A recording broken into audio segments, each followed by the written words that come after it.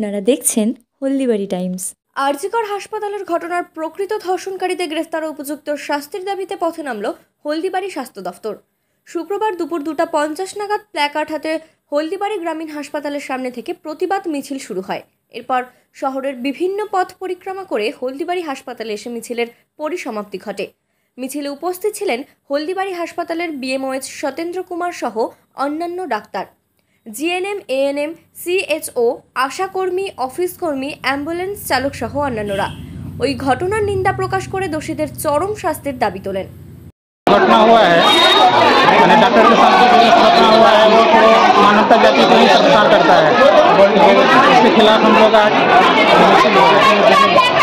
मिছিল Haldibari hospital से लेके हम लोग का जो बाजार का मेन ट्रैफिक मोड़ है वहाँ तक